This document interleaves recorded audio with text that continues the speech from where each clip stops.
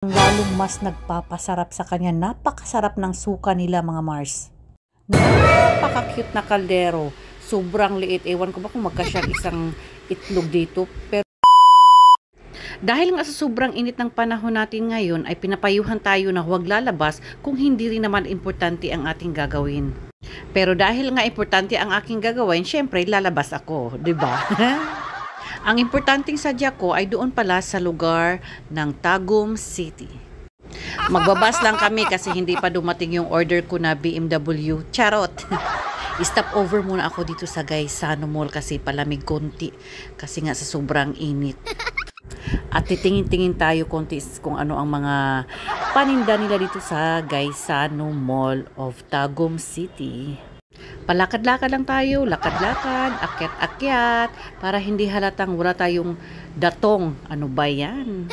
Naki-aircon lang tayo ba? Naki-aircon. So, ito na nga ang aking weakness. Itong mga household products. Pag pumupunta talaga ako sa mga mall, mga Mars, no, is isa talaga ito na section ang una kong pinupuntahan kahit na hindi ako bibili. Nakinood-nood, nakitingin-tingin na ako ng mga gamit pang kusina, pang bahay.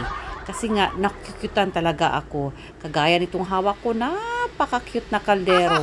Sobrang liit. Ewan ko ba kung magkasyang isang itlog dito. Pero parang magkasya.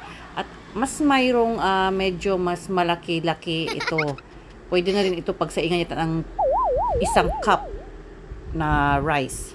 Balikan ko ito dito pag mayroon akong budget na pambili nito. Pang collection lang. Bigla akong nagutom, mga Mars, dahil sa kalderong ito. Kaya tara, hanap tayo ng makakainan. At syempre, ang hanapin natin is yung budget-friendly restaurant. Huwag na tayong maghanap doon sa iba. Dito na tayo sa Only Rice na kainan. Bahala na konti yung ulam natin. Ang importante ay marami tayong kanin, di ba?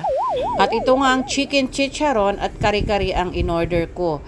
I-try ko itong kari-kari nila na bagnet ang toppings.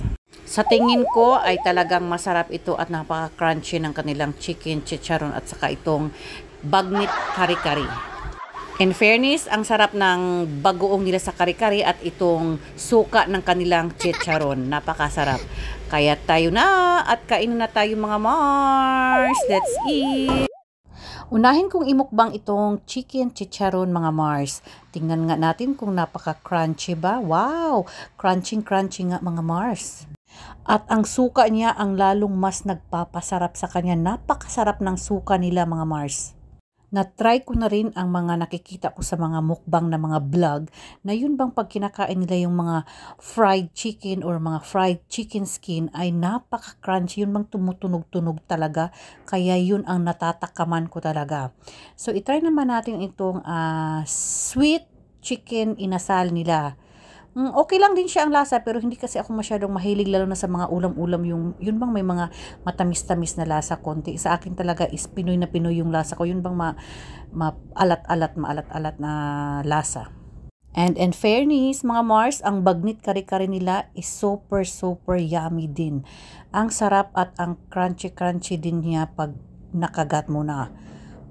Sarap, in fairness. Kaya i-rate ko itong kainan na to sa 10.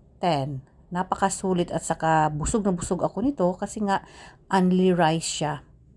At napaka-affordable dito, mga Mars, kaya kain kayo dito. Masarap na, mabubusog ka pa dahil sa kanilang only rice.